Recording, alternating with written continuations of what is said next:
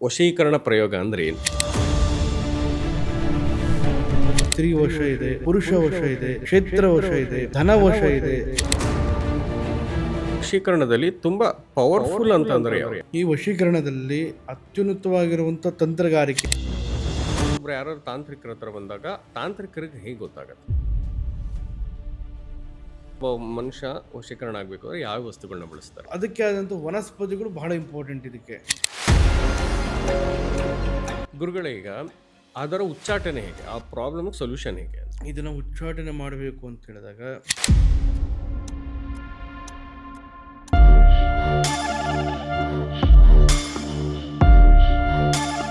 ಷಟ್ಕರ್ಮ ಪ್ರಯೋಗ ಎಪಿಸೋಡ್ಗಳ ಸೀರೀಸ್ಗೆ ಮತ್ತೊಮ್ಮೆ welcome back. ನಾವು ಕಳೆದ ಎಪಿಸೋಡಲ್ಲಿ ಷಟ್ಕರ್ಮ ಪ್ರಯೋಗಗಳಲ್ಲಿ ಮಾರಣ ಪ್ರಯೋಗದ ಬಗ್ಗೆ ಮಾತಾಡಿದ್ವಿ. ಅದರ ಮುಂದುವರೆದ ಭಾಗವಾಗಿ ಇವತ್ತು ನಾವು ವಶೀಕರಣ ಪ್ರಯೋಗದ ಬಗ್ಗೆ ನಾವು ಮಾತಾಡೋಣ. ಅಸಲಿಗೆ ವಶೀಕರಣ ಪ್ರಯೋಗ ಅಂದರೆ ಏನು, ಒಳ್ಳೆಯದಾ ಕೆಟ್ಟದಾ, ಯಾವುದಕ್ಕೆ ಬಳಸ್ಕೊತಾರೆ, ಅಥವಾ ಇದು ಒಬ್ರನ್ನ ಯಾರನ್ನ ವಶೀಕರಣ ಮಾಡ್ಕೊಂಬಿಟ್ರೆ ಮೂರು ತಿಂಗಳಿಗೂ ಅದನ್ನು ಮತ್ತೆ ರಿಪೀಟ್ ಮಾಡ್ತಿರ್ಬೇಕಾ, ಅಥವಾ ಇದು ಬರೀ ಒಂದೇ ಸರಿನ ಮಾಡೋಕ್ಕಾಗೋದು, ಯಾವ್ಯಾವ ವಸ್ತುಗಳನ್ನ ಬಳಸ್ತಾರೆ, ಇದಕ್ಕೆ ದೇವತೆಗಳು ಯಾರ್ಯಾರು, ಯಾವ ದಿನ ನಡೆಯುತ್ತೆ, ಹೇಗೆ ನಡೆಯುತ್ತೆ, ಇದೆಲ್ಲದ್ರ ಬಗ್ಗೆ ಮಾತಾಡೋಣ. ನಮ್ಮ ಜೊತೆ ಇವತ್ತು ತಾಂತ್ರಿಕ ಮನೆತನದ ದೈವಜ್ಞ ತಾಂತ್ರಿಕ್ ಗಜೇಂದ್ರ ಜೋಶಿ ಅವರಿದ್ದಾರೆ. ಗುರುಗಳೇ ನಮಸ್ತೆ. ನಮಸ್ಕಾರ. ಗುರುಗಳೇ, ವಶೀಕರಣ ಪ್ರಯೋಗ ಅಂದ್ರೆ ಏನು? ವಶೀಕರಣ ಅಂತ ಹೇಳಿದ್ರೆ ಹೆಸರಲ್ಲೇ ಇರೋ ಥರ ವಶ, ಅವರನ್ನು ವಶ ಮಾಡಿಕೊಳ್ಳುವಂಥದ್ದು, ಅದನ್ನು ಪಡ್ಕೊಳ್ಳುವಂಥದ್ದೇ ವಶೀಕರಣ. ಅದನ್ನು ನಾವು ದಕ್ಕಿಸ್ಕೊಳ್ಳೋದೇ ವಶೀಕರಣ. ಈ ವಶೀಕರಣದಲ್ಲಿ ಈ ವಿದ್ಯೆ ವಶೀಕರಣ ಅನ್ನುವಂಥದ್ದು 64 ವಿದ್ಯೆಯಲ್ಲೂ ಬರುತ್ತಿದ್ದು, ಮತ್ತು ಅದರಲ್ಲೂ ಬಹಳ ಮುಖ್ಯವಾಗಿ ಷಟ್ಕರ್ಮ ಪ್ರಯೋಗಗಳಲ್ಲೂ ವಶೀಕರಣ ಪ್ರಯೋಗ ಅನ್ನುವಂಥದ್ದು ಒಂದು ಅಗ್ರಸ್ಥಾನ ಅಂತ ಹೇಳಿದಾಗ ಈ ಪ್ರಯೋಗವನ್ನು ಒಂದು ಸಾಧನೆಗೋಸ್ಕರ ಮಾಡಬೇಕು, ಅದನ್ನು ಪಡ್ಕೊಳ್ಳೋದಕ್ಕೋಸ್ಕರ ಮಾಡಬೇಕು, ದುರುಪಯೋಗ ಮಾಡಿಕೊಡಬಾರ್ದು. ಇದರಲ್ಲಿ ವಶೀಕರಣದಲ್ಲಿ ಬಹಳಷ್ಟು ವಿಧಾನಗಳಿದೆ. ಯಾವ್ಯಾವಿದೆ? ಸ್ತ್ರೀ ವಶ ಇದೆ, ಪುರುಷ ವಶ ಇದೆ, ಕ್ಷೇತ್ರ ವಶ ಇದೆ, ಧನ ವಶ ಇದೆ, ಮತ್ತು ಮನವಶ ಇದೆ, ಸರ್ವವಶ ಅಂತಿದೆ. ಇಂತಹ ಪದ್ಧತಿಗಳು ಧನವಶ, ಧನವಶ, ಕ್ಷೇತ್ರವಶ, ಶತ್ರುವಶ, ಇದೆಲ್ಲನೂ ಕೂಡ ವಶೀಕರಣ ಪದ್ಧತಿಯಲ್ಲಿ ಬರ್ತಾ ಹೋಗುತ್ತೆ. ಕೆಲವೊಂದು ಜನಗಳು ಬೇರೆ ಬೇರೆ ಆದಂತಹ ನಾವು ವಿಧಾನಗಳು ನೋಡ್ತಾ ಇರ್ತೀವಿ. ಅದಲ್ಲ ವಶೀಕರಣ ಅನ್ನುವಂಥ ಪದ್ಧತಿ ಅಲ್ಲ. ಒಂದು ನಿಂಬೆಹಣ್ಣಿಂದ ಹೆಸರು ಬರೆದು ಬಿಟ್ರೆ ವಶೀಕರಣ ಆಗಿಬಿಡುತ್ತಾ? ಸಾಧ್ಯನೇ ಇಲ್ಲ. ಮತ್ತು ಯಾಲಕ್ಕಿಯಿಂದ ಆಗುತ್ತಾ? ಸಾಧ್ಯ ಇಲ್ಲ. ಇದೆಲ್ಲನೂ ಕೂಡ ತಪ್ಪು. ಇದು ಮಾಡುವಂಥದ್ದು ತಪ್ಪು. ಇದರಿಂದ ಉಪಯೋಗ ಆಗದಿರುವಂಥ ಕೆಲಸಗಳು. ಸುಮ್ಮನೆ ಅದರಿಂದ ಮಾಡಿ ಅಂಥವರಿಂದ ಹಣ ವ್ಯರ್ಥ ಮಾಡಿಕೊಳ್ಳುವಂಥದ್ದು ಬೇಡ. ಇದಕ್ಕೆ ಪದ್ಧತಿಗಳು ಅಂತಿದೆ. ಈ ವಿದ್ಯೆ ಕಲಿಬೇಕಾದರೆ, ವಶೀಕರಣ ವಿದ್ಯೆ ಕಲಿಬೇಕಾದರೆ ಕೆಲವೊಂದು ದೈವಗಳನ್ನು ಸಿದ್ಧಿ ಮಾಡಿಕೊಂಡಿರ್ಬೇಕು ನಾವು. ಅಂದರೆ ಕೆಲವೊಂದು ಪ್ರೇತಗಳು ಅಂತ ಹೇಳ್ತೀವಿ, ಯಕ್ಷಿಣಿಗಳಂತ ಹೇಳ್ತೀವಿ. ಇಂಥದ್ದನ್ನು ನಾವು ಸಿದ್ಧಿ ಮಾಡಿಕೊಂಡಾಗ ಈ ವಶೀಕರಣ ಪದ್ಧತಿ ಅನ್ನುವಂಥದ್ದು ನಮಗೆ ಸಿದ್ಧಿ ಆಗುತ್ತೆ, ದಕ್ಕತ್ತೆ. ಈಗ ಸ್ತ್ರೀ ವಶ ಅಂತ ಹೇಳಿದ್ರೆ ಕಂಡ ಸ್ತ್ರೀ ಮೇಲೆ ವಶೀಕರಣ ಮಾಡೋಕ್ಕಾಗುತ್ತಾ? ಸಾಧ್ಯನೇ ಇಲ್ಲ. ಸ್ತ್ರೀ ವಶ ಅಂದ್ರೇನು?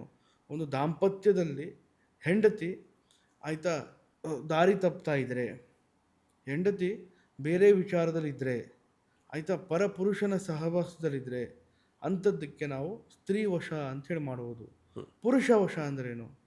ಈ ಪುರುಷ ಅಂತ ಹೇಳಿದಾಗ ಹುಡುಗ ಅಂದರೆ ವ್ಯಕ್ತಿ, ಒಬ್ಬ ವ್ಯಕ್ತಿ ಈಗ ಬೇರೆ ಬೇರೆ ವಿಧಾನದಲ್ಲಿ ಹೆಣ್ಣಿನ ಚಟಕ್ಕೆ ಮತ್ತು ಹೆಣ್ಣಿನ ವಿಚಾರಕ್ಕೆ, ಬೇರೆ ಹೆಣ್ಣಿನ ಸಹವಾಸಕ್ಕೆ, ಮನೆಗೆ ಗಂಡನಾಗಿಲ್ದಿದ್ರೆ, ಆಯಿತಾ ಆ ವ್ಯಕ್ತಿಗೆ ಒಂದು ಜವಾಬ್ದಾರಿ ವಿಚಾರವಾಗಿ ಹೆಂಡತಿಯ ಬೆಲೆ ಗೊತ್ತಿಲ್ಲದಿದ್ದರೆ, ತಂದೆ ತಾಯಿ ಬೆಲೆ ಗೊತ್ತಿಲ್ಲದೆ ಇದ್ದರೆ, ಇಂತಹ ವ್ಯಕ್ತಿಗಳಿಗೆ ಇಂತಹ ಪ್ರಯೋಗಗಳನ್ನು ಮಾಡುವಂಥದ್ದು ಸೂಕ್ತ. ಈಗ ಬರೇ ಸ್ತ್ರೀ ಪುರುಷ ಅಂತಲೇ ಅಲ್ಲ, ಧನವಶ ಏನು ಮಾಡಬೇಕು? ಈಗ ಲಕ್ಷ್ಮಿಯಲ್ಲಿ ಸ್ಥಿರಲಕ್ಷ್ಮಿ, ಚಂಚಲ ಲಕ್ಷ್ಮಿ, ಅಲಕ್ಷ್ಮಿ ಅಂತ ಇರ್ತಾರೆ. 3 ವಿಧಾನಗಳು ಇರ್ತದೆ. ಅಲಕ್ಷ್ಮಿ ಅಂತ ಹೇಳಿದ್ರೆ ದರಿದ್ರ ಲಕ್ಷ್ಮಿ. ಚಂಚಲ ಲಕ್ಷ್ಮಿ ಅಂತ ಹೇಳಿದ್ರೆ ಎಷ್ಟೇ ದುಡಿದ್ರೂ ಕೂಡ 5 ರೂಪಾಯಿ ನಿಲ್ಲಲ್ಲ. ಆ ವ್ಯಕ್ತಿ ಮನಸ್ಸು ಕೂಡ ಚಂಚಲ ಆಗಿರುತ್ತೆ. ಆ ವ್ಯಕ್ತಿನೂ ಮನೆಯಲ್ಲೂ ಕೂಡ ಮನೆಯಲ್ಲಿ ಹಣಕಾಸು ಕೂಡ ಅಷ್ಟೇ ವಿಧಾನದಲ್ಲಿ ಇರುತ್ತೆ. ಬರುತ್ತೆ ಹೋಗುತ್ತೆ, ಸಂಪಾದನೆ ಇರೋದಿಲ್ಲ, ಶೂನ್ಯ ಸ್ವಭಾವ ಇರುತ್ತೆ. ಮತ್ತು ಸ್ಥಿರ ಲಕ್ಷ್ಮಿ ಅಂತ ಹೇಳಿದಾಗ ಶಾಶ್ವತವಾಗಿ ನೆಲೆಸಿರ್ತಾಳೆ ಮನೆಯಲ್ಲಿ. ಆ ಲಕ್ಷ್ಮಿ ಮನೆಯಲ್ಲಿ ಅಷ್ಟ ಐಶ್ವರ್ಯಗಳು ಅಂತ ಹೇಳ್ತೀವಿ. ಧನ ಮತ್ತು ಧಾನ್ಯ ಮತ್ತು ಆರೋಗ್ಯ, ನೆಮ್ಮದಿ, ಸುಖ, ಶಾಂತಿ ಇದೆಲ್ಲ ಕೊಟ್ಟು ಮನುಷ್ಯನಿಗೆ ಕಾಯ್ತಾ ಇರ್ತಾಳೆ. ಇದನ್ನ ಸ್ಥಿರಲಕ್ಷ್ಮಿ ಅಂತ ಹೇಳ್ತೀವಿ. ಇದನ್ನ ಲಕ್ಷ್ಮೀ ವಶ ಅಂತ ಹೇಳ್ತೀವಿ. ಕ್ಷೇತ್ರ ವಶ ಅಂದ್ರೇನು? ಒಂದು ಕ್ಷೇತ್ರದಲ್ಲಿ ಅಂದರೆ ಒಂದು ಜಾಗ ಆಗಿರಬಹುದು, ಒಂದು ಒಂದು ನಿವೇಶನ ಆಗಿರಬಹುದು, ಅಥವಾ ಒಂದು ಕ್ಷೇತ್ರ, ಒಂದು ಊರಾಗಿರಬಹುದು, ಅಥವಾ ಅವರಿರುವಂಥ ಒಂದು ಸ್ಥಳ ಆಗಿರಬಹುದು, ಅಥವಾ ಹೊಲ ಗದ್ದೆಗಳಾಗಿರಬಹುದು, ಅದನ್ನು ವಶ ಮಾಡ್ಕೊಬೇಕು. ಈ ಕೋರ್ಟು ಕಚೇರಿಗಳ ನಡೀತಾ ಇರ್ತದೆ ಇದು. ಆಯ್ತಾ, ಯಾವುದೋ ಒಂದು ಪ್ರಾಬ್ಲಮಲ್ಲಿ ಸಿಗಾಕೊಂಡಿರ್ತಾರೆ, ಅಥವಾ ಯಾರೋ ವ್ಯಕ್ತಿಗಳು ಕುಂತು ಆ ಜಾಗಕ್ಕೆ ಏನಾದರೂ ಮಾಡಿಸಿರ್ತಾರೆ. ಇಂಥ ಚೌಡಿ ಪ್ರಯೋಗ ಆಗಿರಬಹುದು, ಕೆಲವೊಂದು ಕ್ಷುದ್ರ ಪ್ರಯೋಗಗಳ ಮೂಲಕ ಆ ಜಾಗ ಕಟ್ಟಾಕಿರ್ತಾರೆ. ಆ ಜಾಗಕ್ಕೆ ಹೋಗೋಕ್ಕೂ ಆಗಲ್ಲ, ಆ ಜಾಗ ಸೇಲು ಮಾಡೋಕ್ಕಾಗಲ್ಲ, ಆ ಜಾಗದಿಂದ ಶೂನ್ಯವಾಗಿರುತ್ತೆ. ಇಂತಹ ಕ್ಷೇತ್ರಗಳಿಗೆ ನಾವು ಇದನ್ನು ಕ್ಷೇತ್ರವಶ ಅಂತ ಬರ್ಕೋಬೋದು. ಕೋರ್ಟು ಕಚೇರಿ ಮತ್ತು ಇಂತಹ ವಿಚಾರಗಳು ಹೋಗ್ತಾ ಇದ್ರೆ ಇದನ್ನು ಕ್ಷೇತ್ರವಶ ಅಂತ ಹೇಳ್ತೀವಿ. ಮತ್ತು ವಶೀಕರಣದಲ್ಲಿ ಮತ್ತು ಇನ್ನೊಂದು ನೋಡಿದಾಗ ಮನವಶ, ಒಬ್ಬ ಮನಸ್ಸನ್ನು ವಶ ಮಾಡಿಕೊಳ್ಳುವಂಥದ್ದು. ಈಗ ಒಬ್ಬ ವ್ಯಕ್ತಿ ಶತ್ರು ಆಗಿರಬಹುದು, ಅಥವಾ ಇನ್ನೊಬ್ಬ ವ್ಯಕ್ತಿ ಆಕರ್ಷಣೆ ಆಗಬೇಕು. ಈಗ 4 ಜನರ ಮುಂದೆ ಒಬ್ಬ ವ್ಯಕ್ತಿ ಎದ್ದು ಕಾಣಬೇಕು ಅಂದರೆ ಆ ವ್ಯಕ್ತಿಗೆ ಒಂದು ಇದಿರಬೇಕಲ್ವಾ, ಆವರಣ ಶಕ್ತಿ ಅಂತ ಹೇಳ್ತೀವಿ. ಅದನ್ನು ಮುಂಚೆ ಹೇಳಿದ್ದೆ ಇದ್ರ ಬಗ್ಗೆ ನಾನು. ಆವರಣ ಶಕ್ತಿ ಅಂದರೆ ಈ ವ್ಯಕ್ತಿ 4 ಜನರ ಮಧ್ಯೆ ನಾನು ಎದ್ದು ಕಾಣಬೇಕು, ಒಂದು ಯೂತ್ ಆಗಿರಬೇಕು, ಒಂದು ಲೆಕ್ಕಾಚಾರದಲ್ಲಿ ನಡೀಬೇಕಂದ್ರೆ ಅದನ್ನು ಮನವಶ. ಆಯಿತಾ, ಇದೇ ರೀತಿಯಲ್ಲಿ ಬಹಳಷ್ಟು ವಿಧಾನಗಳಿದೆ ವಶೀಕರಣ ಅನ್ನುವಂಥದ್ದು. ಒಳ್ಳೆ ಕಾರ್ಯಕ್ಕೆ ಮಾತ್ರ ಉಪಯೋಗಿಸ್ಕೊಬೇಕು. ಇದನ್ನೇನಾದರೂ ಕಾಮಾತೋರಣಂ ನಾ ಭಯ ನಾಲಜ್ಜ ಅಂತ ಹೇಳ್ತೀವಿ. ಕಾಮಕ್ಕೋಸ್ಕರ, ಮೋಹಕ್ಕೋಸ್ಕರ ಮತ್ತು ವ್ಯಾಮೋಹಕ್ಕೋಸ್ಕರ ಬಳಸ್ಕೊಂಡ್ರೆ ಆ ವ್ಯಕ್ತಿ ಅಂತ್ಯ ಆಗುವಂಥದ್ದು 100% ಪಕ್ಕ. ಗುರುಗಳು, ಈ ವಶೀಕರಣದಲ್ಲಿ ತುಂಬ ಪವರ್ಫುಲ್ ಅಂತಂದರೆ ಯಾವುದು? ಈಗ ಈ ವಶೀಕರಣದಲ್ಲಿ ಅತ್ಯುನ್ನತವಾಗಿರುವಂಥ ತಂತ್ರಗಾರಿಕೆ ಮತ್ತು ತಂತ್ರ ಪ್ರಯೋಗ ಅಂತ ಹೇಳಿದಾಗ ಮಹಾಮೋಹಿನಿ ತಂತ್ರ ಅಂತ ಹೇಳ್ತೀವಿ. ಮತ್ತು ಅದೇ ರೀತಿಯಲ್ಲಿ ಮಹಾತ್ರಿಪುರ ಸುಂದರಿ ತಂತ್ರ ಅಂತಲೂ ಕೂಡ ಕರಿತೀವಿ. ಈಗ ಮಹಾಮೋಹಿನಿ ತಂತ್ರ ಹೇಳಿದಾಗ ಮೋಹಿನಿ ಅವತಾರ ನೀವು ಕೇಳಿರ್ತೀರ. ಈಗ ಪುರಾಣದಲ್ಲಿ ಮತ್ತು ಈಗ ಹಲಾಹಲ ಮತ್ತು ದೇವತೆಗಳು ಮತ್ತು ರಾಕ್ಷಸರು ಹಲಾಹಲ ಕಡಿಯುವಂಥ ಸಂದರ್ಭದಲ್ಲಿ ಅಮೃತವನ್ನ ದೇವತೆಗಳಿಗೆ ಕೊಡಬೇಕು ಅಂತ ಹೇಳಿ ಒಂದು ವಿಚಾರದಲ್ಲಿ ವಿಷ್ಣು, ಸಾಕ್ಷಾತ್ ವಿಷ್ಣು ಮೋಹಿನಿ ಅವತಾರ ತಗೊಂತಾನೆ. ಮೋಹಿನಿ ಅವತಾರ ತೆಗೆದು ರಾಕ್ಷಸರಿಗೆಲ್ಲ ವಶ ಮಾಡ್ಕೊತಾನೆ. ಆಯ್ತಾ, ಅವನು ಮಾಡಿಕೊಡುವಂಥ ತಂತ್ರಗಾರಿಕೆ ಅಂದರೆ ಎಲ್ಲೇ ಹೋದರೂ ಕೂಡ ಈ ತಂತ್ರಗಾರಿಕೆಯನ್ನು ಕಲಿತಾಗ ಸಿದ್ಧಿ ಮಾಡಿಕೊಂಡ್ರೆ ಎಂತಹ ಶತ್ರು ಬರಲಿ, ಎಂತಹ ಕಡು ಶತ್ರು, ಕಡು ವೈರಿನೇ ಬಂದರೂ ಕೂಡ ಆ ವ್ಯಕ್ತಿ ವಶ ಆಗ್ತಾನೆ. ಆ ವ್ಯಕ್ತಿ ಈ ಸಿದ್ಧಿ ಮಾಡ್ಕೊಂಡಿರೋ ವ್ಯಕ್ತಿಗೆ ಕರಿಗೆ ನೀರಾಗ್ತಾನೆ ಆ ವ್ಯಕ್ತಿ. ಅಂತಹ ತಂತ್ರಗಾರಿಕೆ ಈ ಮಹಾಮೋಹಿನಿ ತಂತ್ರದಲ್ಲಿದೆ. ಓಕೆ ಗುರುಗಳೇ, ಹಾಗಿದ್ರೆ ಯಾವ್ಯಾವ ವಸ್ತುಗಳನ್ನ ಬಳಸ್ತಾರೆ? ಯಾರೊಬ್ಬ ಮನುಷ್ಯ ವಶೀಕರಣ ಆಗಬೇಕು ಅಂದರೆ ಯಾವ ವಸ್ತುಗಳನ್ನ ಬಳಸ್ತಾರೆ? ಇದಕ್ಕೆ ವಶೀಕರಣಕ್ಕೆ ಅಂದರೆ ಮನುಷ್ಯ ಅಂತಲೇ ಅಲ್ಲ, ಈ ವಶೀಕರಣ ಪದ್ಧತಿಗಳಿಗೆ ಬಹಳ ಮುಖ್ಯವಾಗಿ ಆ ವ್ಯಕ್ತಿಯ ಬಟ್ಟೆ ಆಗಿರಬಹುದು, ಕುರುಹುಗಳಾಗಿರಬಹುದು, ಗುರುತಾಗಿರ್ಬೋದು, ಇದೆಲ್ಲ ಬಹಳ ಮುಖ್ಯವಾಗಿ ಬಳಸುವಂಥ ಚಿಹ್ನೆಗಳು. ಎರಡನೇದು, ಅದಕ್ಕೆ ಆದಂಥ ವನಸ್ಪತಿಗಳು ಬಹಳ ಇಂಪಾರ್ಟೆಂಟ್. ಇದಕ್ಕೆ 64 ಜಾತಿಯ ವನಸ್ಪತಿಗಳಲ್ಲಿ ವಶೀಕರಣಕ್ಕೆ ನಾವು ಎಡಮುರಿ ಮತ್ತು ಬಲಮುರಿಯನ್ನು ಬಳಸ್ತೀವಿ. ಮತ್ತು ಅದೇ ರೀತಿಯಲ್ಲಿ ಗರುಡಮುಖಿಯನ್ನು ಬಳಸ್ತೀವಿ ಇದಕ್ಕೆ, ಮತ್ತು ನಾಗಭೂತಾಳೆಯನ್ನು ಬಳಸ್ತೇವೆ. ಇದೇ ರೀತಿಯಲ್ಲಿ ಕೆಲವೊಂದು ಎಕ್ಕದ ಹೂವು ಅಂದರೆ ನೀಲಿ ಎಕ್ಕದ ಹೂವು ಅಂತ ಹೇಳ್ತೀವಿ. ಮತ್ತು ಈ ಶ್ರೀಗಂಧ, ರಕ್ತಚಂದನ, ಮುಟ್ಟಿದ್ರೆ ಮುನಿ ಅಂತ ನೀವು ಕೇಳಿರ್ತೀರ, ಅಂತಹ ಗಿಡ ಆಗಿರ್ಬೋದು. ಮತ್ತು ಸಿದ್ಧ ಜೇನುತುಪ್ಪ ಮತ್ತು ಕಾಡು ಜೇನು, ಇದೆಲ್ಲನೂ ಕೂಡ ಬಳಸ್ತಾರೆ. ಈ ಪದ್ಧತಿಗಳಿಗೆ, ಪೂಜೆಗೆ, ವಶೀಕರಣ ಪದ್ಧತಿಗಳಿಗೆ ಇದೆಲ್ಲನೂ ಬಳಸಿ ಕೆಲವೊಂದು ಸಿದ್ಧಿಗಳನ್ನು ಮಾಡ್ಕೊತಾರೆ. ಈಗ ಅಂಜನನ್ನು ಕೂಡ ಕೇಳಿರ್ತೀರ ತಾವು. ಅಂಜನ ಅಂತ ಹೇಳಿದಾಗ ನೀವು ನೋಡೋದಕ್ಕೆ ಕಪ್ಪ ಆಕಾರದಲ್ಲಿ ಇರ್ತದೆ. ಆದರೆ ಅದನ್ನು ಮಾಡಬೇಕು ಅಂತ ಹೇಳಿದಾಗ ಗ್ರಹಣದ ಸಮಯ, ಕೆಲವೊಂದು ಕಾಲಘಟ್ಟಗಳಲ್ಲಿ ತಿಥಿ, ವಾರ, ನಕ್ಷತ್ರ, ಯೋಗ, ಕರ್ಣ ಅಂತ ಬರುತ್ತೆ. ಇಂಥ ಗಳಿಗೆಗಳನ್ನು ನೋಡಿ ಆ ಸಮಯದಲ್ಲಿ ಸಿದ್ಧಿ ಮಾಡಬೇಕು. ಮಂತ್ರ ದೀಕ್ಷೆಗಳ ಮೂಲಕ ಆ ಸಿದ್ಧಿ ಮಾಡಿಕೊಂಡಾಗ ಆ ಅಂಜನ ಸಿಗುವಂಥದ್ದು. ಆ ಅಂಜನದಿಂದ ಯಾವ ವ್ಯಕ್ತಿಗೆ ಸ್ಪರ್ಶ ಮಾಡಿದ್ರೆ, ಯಾವ ವ್ಯಕ್ತಿ ಮೇಲೆ ಅದನ್ನು ನಾವು ಇದು ಮಾಡ್ತೀವೋ ಆ ವ್ಯಕ್ತಿ ವಶ ಆಗ್ತಾನೆ. ಓಕೆ ಗುರುಗಳು, ಈಗ ಇದು ವಶೀಕರಣ ಅನ್ನೋದು ಒಳ್ಳೇದಾ ಕೆಟ್ಟದ? ಈಗ ವಶೀಕರಣ ಅನ್ನುವಂಥದ್ದು ಒಂದು ಉದ್ದೇಶ ಒಳ್ಳೆ ಕಾರ್ಯಕ್ಕೆನೆ. ಯಾರೂ ಇಲ್ಲಿ ನಮ್ಮ ಪೂರ್ವಜರು, ಋಷಿ ಮುನಿಗಳು ಇಂತಹ ವಿದ್ಯೆಗಳನ್ನು ಕೆಟ್ಟ ಕಾರ್ಯಕ್ಕೋಸ್ಕರ ಯಾರೂ ಕೊಟ್ಟಿಲ್ಲ. ಇದನ್ನು ಲೋಕ ಕಲ್ಯಾಣಕ್ಕಾಗಿ ಕೊಟ್ಟಿರುವಂಥದ್ದು. ಒಳ್ಳೆ ಕಾರ್ಯಕ್ಕೋಸ್ಕರ ಬಳಸಿ, ಲೋಕ ಕಲ್ಯಾಣಕ್ಕೋಸ್ಕರನೇ ಬಳಸಿ ಅಂತ ಕೊಟ್ಟಿರುವಂಥದ್ದು. ಇದನ್ನು ಸ್ವಾರ್ಥಕ್ಕೆ ಅಂದರೆ ನಾನು ಆಗಲೇ ಹೇಳಿದೆ, ಕಾಮಾತುರಾಣಂ ನಾಭಯ ನಾಲಜ್ಜ, ಕಾಮಕ್ಕೋಸ್ಕರ ಬಳಸಿದ್ರೆ, ಮೋಹಕ್ಕೋಸ್ಕರ ಬಳಸಿದ್ರೆ, ವ್ಯಾಮೋಹಕ್ಕೋಸ್ಕರ ಬಳಸಿದ್ರೆ, ಸ್ವಾರ್ಥಕ್ಕೇನಾದರೂ ಬಳಸಿದ್ರೆ, ಮತ್ತೆ ಮಾಡಿರುವಂಥ ಮಾಂತ್ರಿಕನಿಗೆ ಇದರ ಒಂದು ಎಫೆಕ್ಟ್ ಅನ್ನುವಂಥದ್ದು ಆಗೇ ಆಗುತ್ತೆ.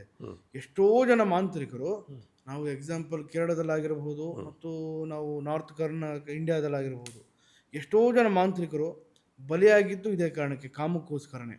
ಓಕೆ. ಯಾಕೆಂತ ಹೇಳಿದಾಗ ಈ ಪ್ರಯೋಗ ಏನಾದರೂ ಸ್ವಲ್ಪ ಉಲ್ಟಾ ಆಯಿತು ಅಂತ ಹೇಳಿದಾಗ ಮಾಂತ್ರಿಕನಿಗೆ ಸ್ಕಿನ್ ಎಫೆಕ್ಟ್ ಕಾಣುತ್ತೆ. ಸಂಪೂರ್ಣ ದೇಹ ಆಯಿತು ಸ್ಕಿನ್ ಅಲರ್ಜಿ ಅನ್ನುವಂಥದ್ದು ಸ್ಟಾರ್ಟ್ ಆಗುತ್ತೆ. ಮತ್ತು ಆ ವ್ಯಕ್ತಿಯ ಆಕಾರ ವಿಕಾರ ವರ್ಚಸ್ಸು ಹೋಗುತ್ತೆ.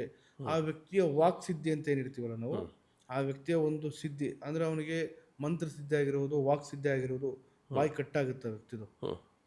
ಇಷ್ಟೂ ಕೂಡ ಆ ವ್ಯಕ್ತಿ ಅನುಭವಿಸ್ತಾನೆ. ಮತ್ತೆ ಈಗ ಯಾರೋ ಒಬ್ಬ ವ್ಯಕ್ತಿಗೆ ಇಲ್ಲ ನನ್ನ ಮೇಲೆ ವಶೀಕರಣ ಆಗಿದೆ ಅಂತ ಅವನಿಗೆ ಗೊತ್ತಾಗತ್ತಾ, ಅಥವಾ ಒಬ್ರು ಯಾರು ತಾಂತ್ರಿಕರ ಹತ್ರ ಬಂದಾಗ ತಾಂತ್ರಿಕರಿಗೆ ಹೇಗೆ ಗೊತ್ತಾಗತ್ತೆ ಈ ಪ್ರಯೋಗ ಆಗಿದೆ ಅಂತ? ಒಬ್ಬ ವ್ಯಕ್ತಿ ಸಾಮಾನ್ಯವಾಗಿ ಚೆನ್ನಾಗಿರ್ತಾನೆ. ವ್ಯಕ್ತಿ ಈಗ ಒಂದು ಸ್ತ್ರೀ ಆಗಿರಬಹುದು, ಆಟೋಮೆಟಿಕಾಗಿ ಚೆನ್ನಾಗಿರ್ತದೆ. ಆ ವ್ಯಕ್ತಿಯ ಆ ಸ್ತ್ರೀಯ ಒಂದು ಹಾವಭಾವ ಎರಡೂ ಬದಲಾವಣೆ ಆಗುತ್ತೆ. ಈ ಪದ್ಧತಿ ಆದಮೇಲೆ ಹಾವಭಾವ ಮತ್ತು ಗುಣಲಕ್ಷಣಗಳು ಬದಲಾವಣೆ ಆಗುತ್ತೆ, ಮುಖದ ಛಾಯೆ ಬದಲಾವಣೆ ಆಗುತ್ತೆ. ಈ ವಶೀಕರಣ ಪದ್ಧತಿ ಅನ್ನುವಂಥದ್ದು ನಡೆದಾಗ ಆ ವ್ಯಕ್ತಿ ದ್ವೇಷಕಾರುವಂಥ ವ್ಯಕ್ತಿಗೆ ಮೋಹ ಆಗ್ತಾಳೆ. ಬರೀ ಆ ವ್ಯಕ್ತಿ ಮೇಲೆ ಗಮನ ಹೋಗ್ತಾ ಇರುತ್ತೆ. ಅವಳಿಗೆ ಅನ್ನಿಸ್ತಾ ಇರ್ತದೆ ಎಲ್ಲೋ ಒಂದು ಕಡೆ ಈ ಕಡೆ ಯಾಕೆ ಪದೇ ಪದೇ ಅವನ ವ್ಯಕ್ತಿಗೆ ನಾನು ಗಮನ ಕೊಡ್ತಾ ಇದ್ದೀನಿ ಅನ್ನುವಂಥ ವಿಚಾರಗಳು ಮನಸ್ಸಲ್ಲಿ ಕಾಡ್ತಾ ಇರುತ್ತೆ. ಆದರೆ ಆ ವ್ಯಕ್ತಿ ಮೇಲೆ ಮೋಹ ಆಗುವಂಥದ್ದು, ಅವನ ಜೊತೆ ಹೋಗುವಂಥದ್ದು, ಈ ವ್ಯಕ್ತಿ ಒಳ್ಳೆಯವನು ಅನಿಸುವಂಥದ್ದು, ಇಂತಹ ಘಟನೆಗಳು ಆ ವ್ಯಕ್ತಿ ಕಾಡ್ತಾ ಇರುತ್ತೆ. ಮತ್ತು ಇನ್ನೊಂದು, ಈ ದೇಹದಲ್ಲಿ ಈ ಪ್ರಯೋಗ ಆದಾಗ ದೇಹದಲ್ಲಿ ಕೆಲವೊಂದು ಉತ್ತೇಜನಗಳಾಗುತ್ತೆ.